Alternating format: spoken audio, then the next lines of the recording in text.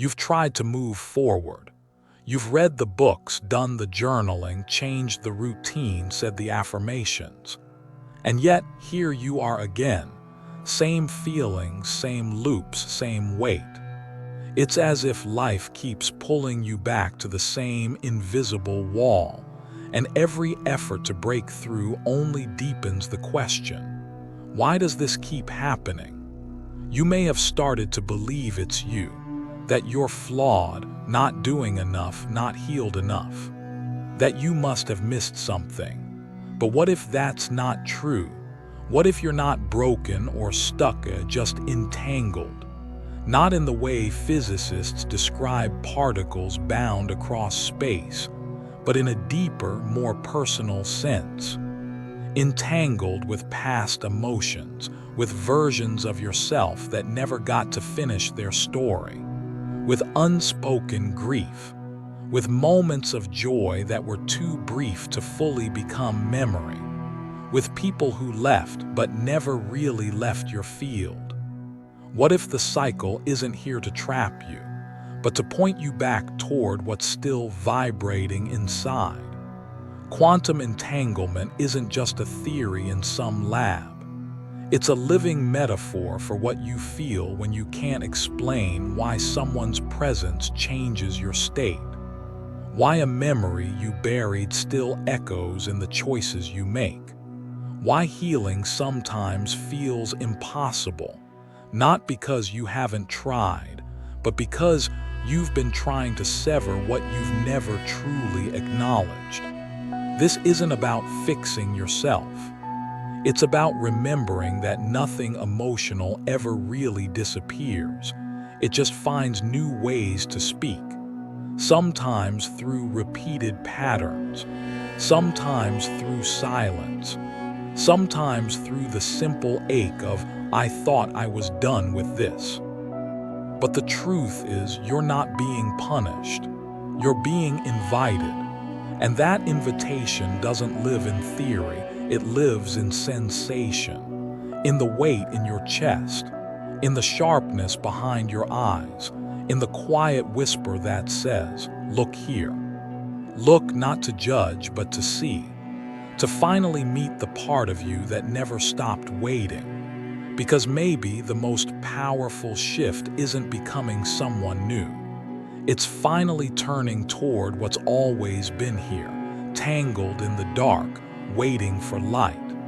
So the question is, how do I fix this? It's, what am I still connected to? And even deeper, am I willing to feel it so I can finally free it?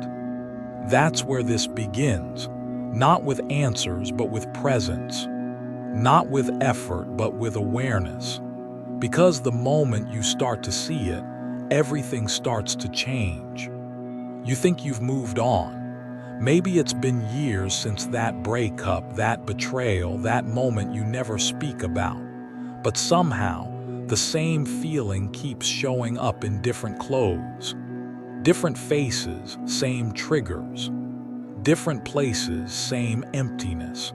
And you begin to wonder, is life just a loop I can't escape? It doesn't make sense at first. You've done the work. You've journaled, affirmed, manifested. Maybe you've even changed cities, changed jobs, cut people out. But inside, something old still lingers. Something you can't name, but it keeps shaping what comes next. Like a script being handed to you before you even speak. This is where things get strange. Because what if that script isn't written by your conscious mind at all? What if it's coming from something deeper, something beneath thought, beneath effort? What if it's a frequency? Here, as what no one told you. Emotions don't disappear just because you stop thinking about them. They live on as energy, as vibration, encoded in your nervous system, in your subtle field. And this field doesn't forget. It doesn't care about your affirmations if the signal you're truly emitting is still grief, shame, fear. This isn't punishment, it's physics, emotional physics. The field doesn't judge, it just responds. And if a part of you is still holding onto an unresolved story, it will keep attracting echoes of that story again and again. Not because you're cursed, but because the loop is trying to be completed. It's asking for your presence, not your perfection. We often mistake this repetition for failure, like we're not evolving fast enough. But what if this isn't a sign of regression? What if it's precision? What if life is intelligent enough to keep bringing us the exact frequency we need to finally feel what we've been avoiding? Think of your life not as a straight line, but as a spiral. You're not going in circles, you're being invited deeper, deeper into the root of your patterns, deeper into the part of you that still hasn't been heard. And that's where things begin to change. Not by pushing harder, not by trying to fix yourself, but by noticing, by daring to be still enough to ask, what inside me hasn't caught up with the version of me I'm trying to become?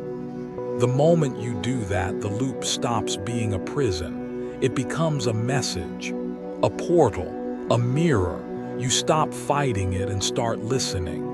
And in that silence, the script changes.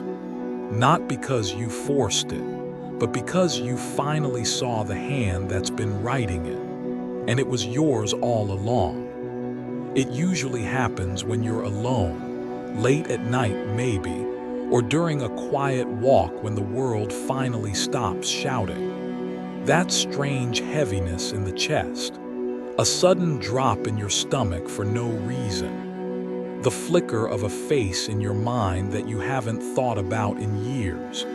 You tell yourself it's nothing, just a memory, just a glitch. But deep down, you know something's still there. We like to believe that what's past is gone. That time moves in a straight line and healing happens automatically. But the truth is, just because you've stopped thinking about something doesn't mean it has stopped vibrating inside you. Not every wound screams. Some whisper through your nervous system, through your habits, your triggers, your dreams. And they don't speak in words. They speak in frequency. Think of emotion as a broadcast. Every unprocessed feeling, grief, shame, fear, longing, emits a signal. That signal is subtle but strong, like background music you didn't realize was playing until someone turns it off. It colors your perception, shapes your reactions, even draws in experiences that match its tone. You think you're reacting to the moment, but often you're responding to the past. There's no shame in this. You didn't do anything wrong. You survived what you had to survive. You buried what you couldn't face. And in doing so, you created a kind of echo, a vibrational residue that keeps living in your field until it's fully seen. This isn't about trauma as a concept. It's about energy, unreleased energy still taking up space in your body, your choices, your life. And this is where everything starts to shift, when you realize that letting go doesn't mean forgetting. It means discharging. It means allowing the frequency that's been trapped to finally move, to be felt, to be acknowledged. This isn't about reliving the pain. It's about reintegrating the part of you that got frozen in time. Releasing isn't passive, it's sacred. It's the moment you sit with what's been sitting inside you for years, and instead of pushing it away, you say, I see you. I'm here now. You don't have to keep broadcasting alone. Because when the signal changes, everything changes. Not overnight, not in a flash, but subtly, steadily. The same way the old pain once shaped your life, your new awareness begins to shape it too. And suddenly, what once pulled you backward begins to dissolve, one breath at a time. You've done everything right. You wrote the affirmations. You visualized your dream life. You spoke your desires aloud under full moons. You even stayed positive when things fell apart, but nothing really changed, not in the way you hoped. And at some point, a quiet frustration starts to build, like the universe isn't listening, like maybe all this manifestation stuff just isn't real. But what if it is real, just not in the way we've been taught? Here's something most manifestation advice skips. The field, the energetic space around you, doesn't respond to your words.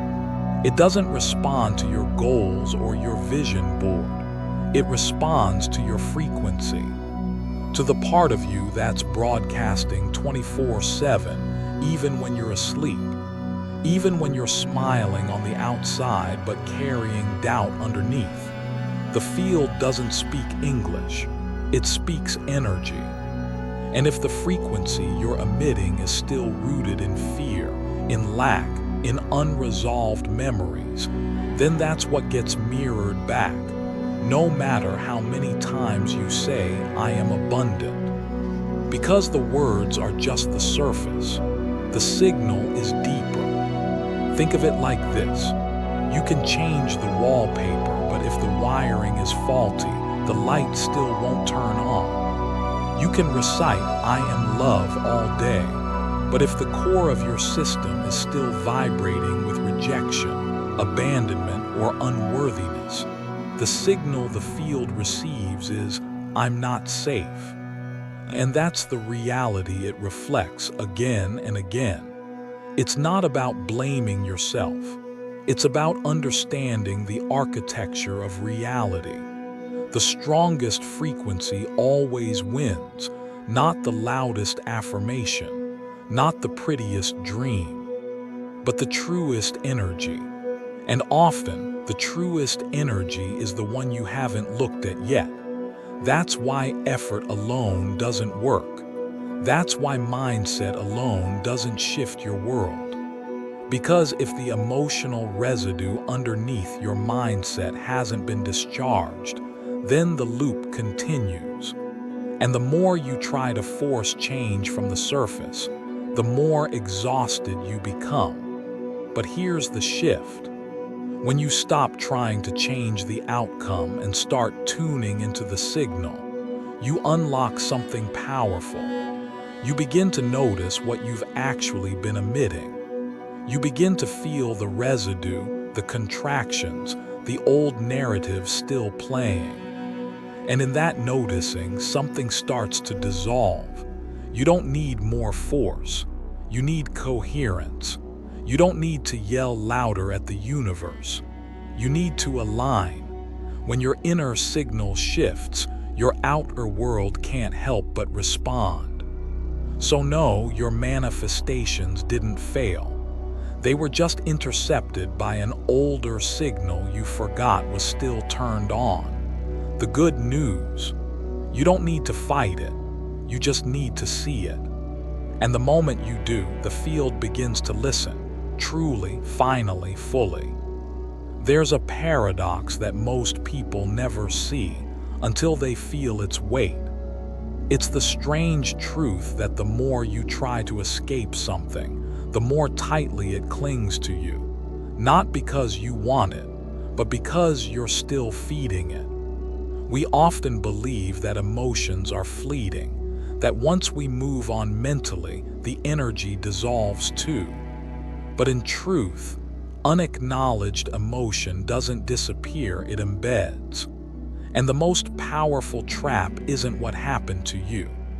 It's how you continue to feel about what happened, especially when you're unaware you're still feeling it. Think of this: anger at the person who hurt you, shame for what you allowed, resistance toward ever feeling that pain again. These are not just mental states. They are frequencies. They are signals.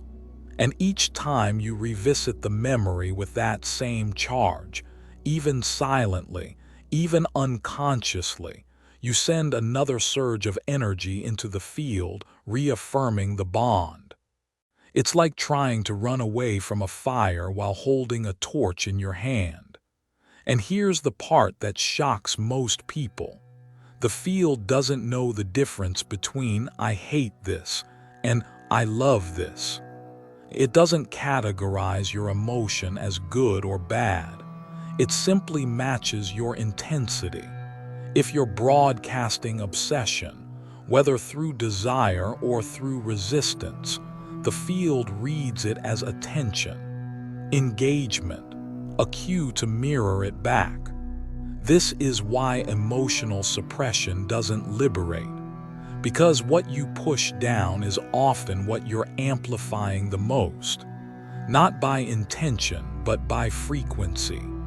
The more you try not to feel it, the more energetically active it becomes. But this isn't about blaming yourself. This is about finally understanding how deeply your field responds, not to logic, not to words, but to vibration. You don't need to fix the past. You need to stop reinforcing it in the present. And that begins with a radical kind of honesty. Not the kind where you analyze yourself to death, but the kind where you pause, breathe, and ask, what am I still fueling without realizing it? Sometimes it's not about breaking free. Sometimes it's about going quiet, turning off the signal, letting the field settle, letting the emotion pass without narration. The most profound shift often happens not when you try to be someone new, but when you finally stop being the broadcaster of the story you no longer want to live. That's the moment the bond begins to dissolve, not because you fought it, but because you stopped feeding it. We grow up believing that freedom comes from letting go, that if we could just forget, move on, or detach, we'd finally be free. But the truth is, some things can't be let go of because they're not outside of us. They're inside. And what lives inside must be integrated, not erased. This is where most healing paths take a detour. They teach you how to distract, how to override, how to force yourself into a better state.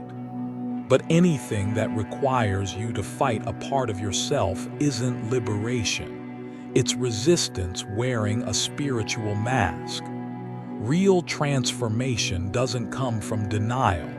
It comes from presence, from the quiet act of sitting with the emotion you've avoided, from recognizing the part of you that's been vibrating alone in the dark, waiting to be seen. You don't need to be stronger.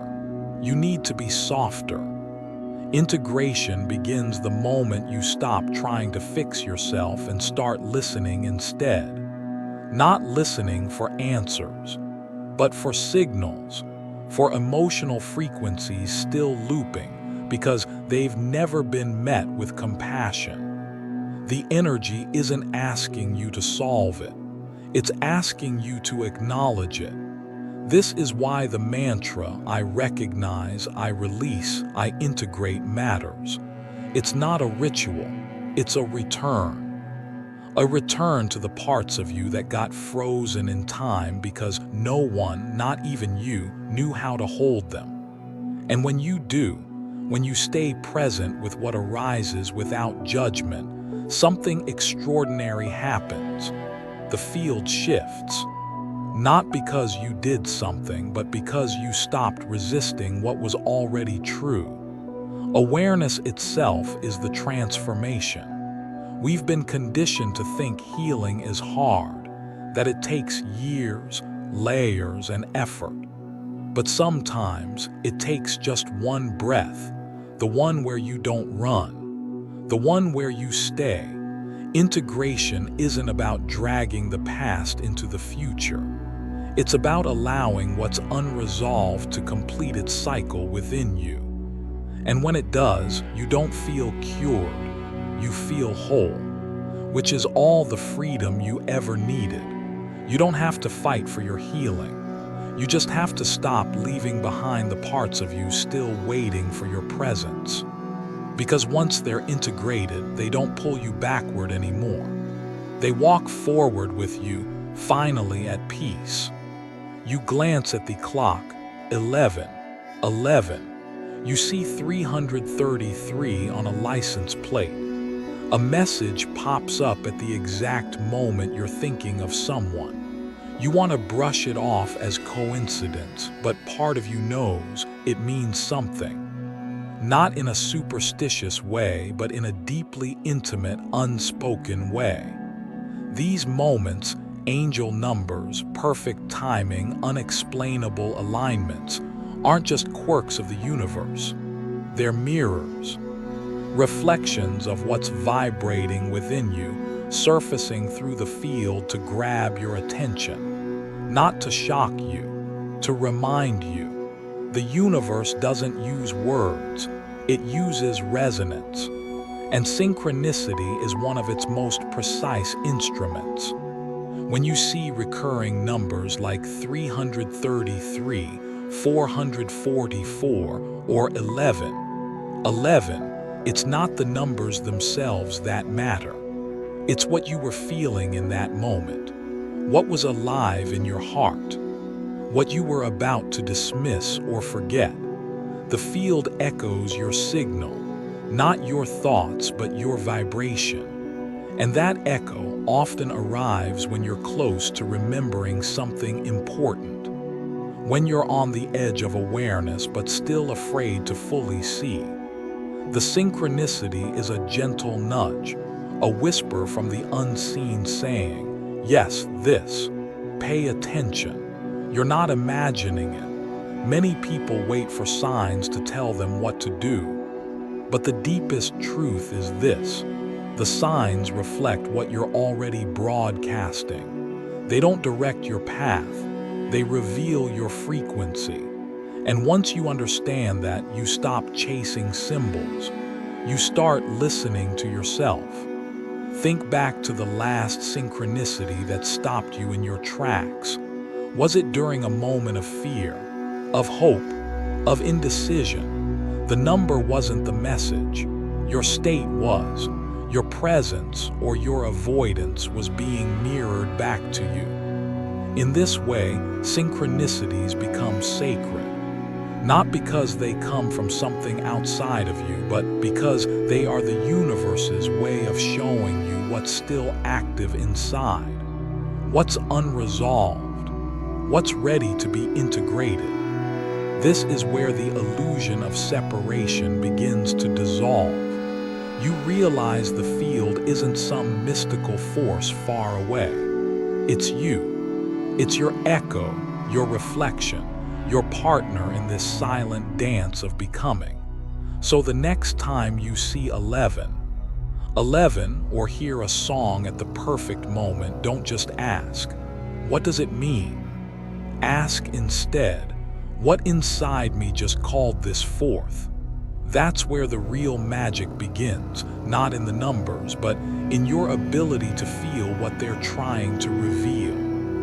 Long before quantum physics, long before the language of energy fields and entanglement entered our spiritual vocabulary, the ancients knew.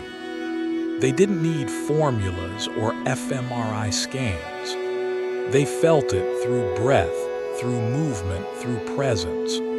They mapped the unseen landscape of the human body not just as flesh, but as frequency. And they left behind codes, not in textbooks, but in practice. In Taoist tradition, there's the practice of the microcosmic orbit, a technique that channels qi or life force through 2 central meridians in the body. It's a circulation of energy, yes, but more than that, it's a reconnection, a way of bringing awareness to the invisible rivers where our emotional residue gets stuck.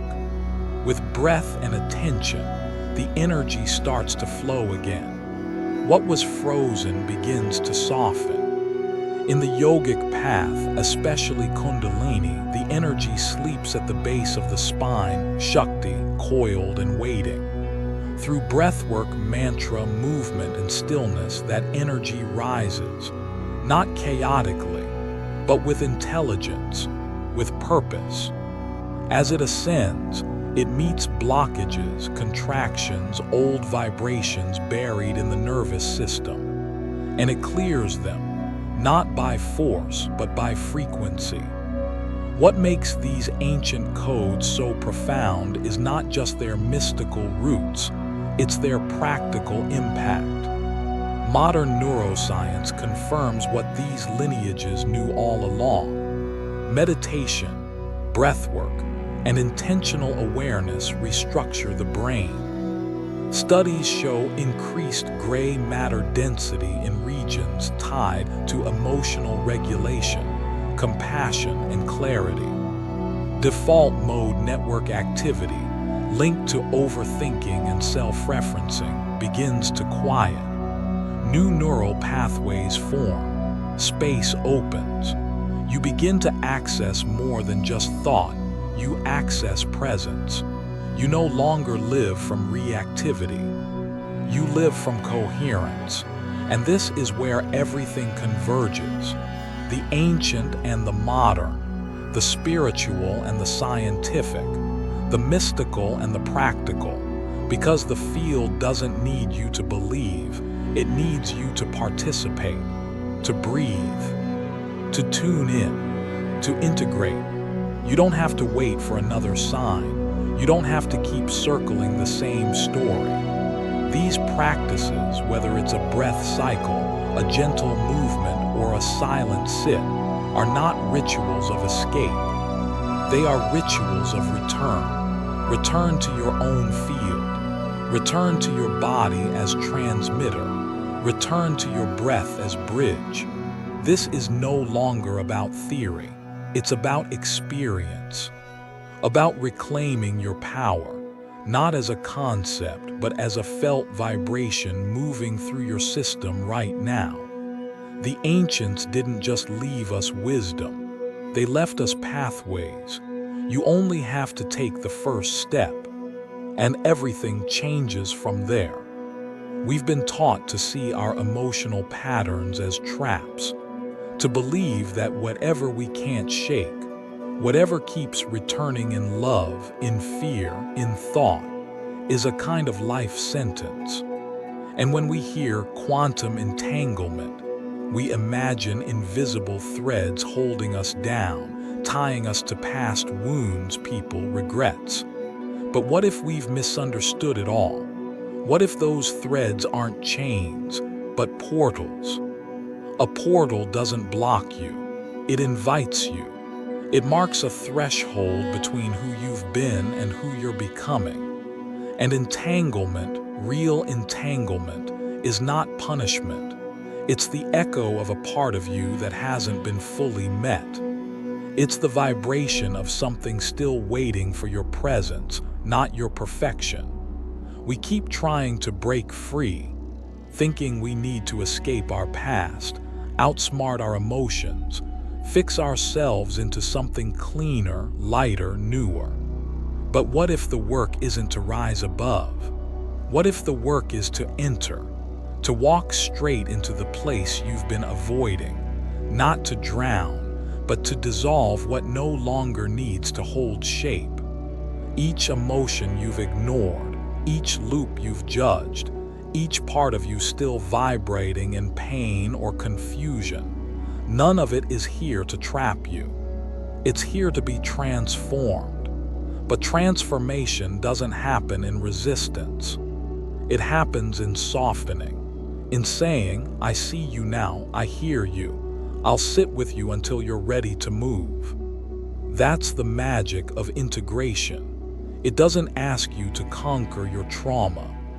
It asks you to welcome home the version of you who never got to feel safe inside it. And when you do, the field responds, not with fireworks, but with silence, with stillness, with space to breathe. Suddenly, what felt like heaviness becomes gravity. What felt like burden becomes invitation. What felt like something wrong with me becomes something returning to me.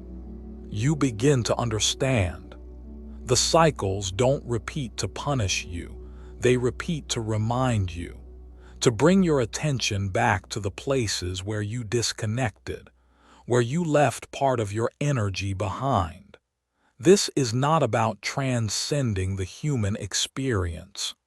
It's about inhabiting it more fully, feeling your breath, feeling your body, feeling the shift in frequency when you stop resisting what is. And in that moment, you're not trapped, you're free. Because freedom isn't the absence of entanglement. It's the recognition that entanglement itself can be the doorway, if you're willing to walk through it. There's a moment, subtle, quiet, often overlooked, when everything begins to shift. Not because you've finally figured it out or forced a breakthrough or completed some cosmic checklist. It begins in the moment you see it, truly see it. Not through the lens of judgment, but through awareness. This is what no one tells you. You don't need to control the field. You don't need to fight to rewire your life. The transformation starts when your vision clears, when the fog lifts for just a second and you glimpse the pattern for what it is. Not a flaw in your being, but a signal. A frequency. A call for reintegration. It's not the struggle that changes your life. It's the clarity. Because once you recognize the knot, once you feel the contraction, not with panic but with presence, it begins to loosen. Like a muscle unclenching, like a breath returning after years of holding. The field, the space around and within you, is not moved by what you think you should feel. It's moved by what you're willing to feel fully. The collapse of old structures, of emotional echoes, of narratives that no longer serve you doesn't require effort. It requires honesty. And in that honesty, the weight you've carried shifts. You start noticing how certain reactions soften, how familiar triggers don't hit quite as hard, how people and patterns that once seemed magnetic begin to drift from your orbit, like satellites released from a forgotten gravity. Not because you pushed them away, but because you're no longer vibrating on the same plane. You changed the signal, the field adjusted, and just like that, reality begins to rearrange itself. This is the beginning of a new chapter, not one where you become someone else, but one where you finally stop betraying who you are. Not by effort, but by presence. Not by mastery, but by truth. Because when you see the thread, when you trace it back to its source without needing to cut it, you realize it was never holding you captive. It was just waiting for you to return. And as it dissolves, so does the illusion of separation. So does the false idea that you are broken or behind or unworthy. What remains is simple, spacious, and whole. You're not stepping away from something. You're stepping into something more honest, more alive. And it all begins, truly begins, the moment you choose to see.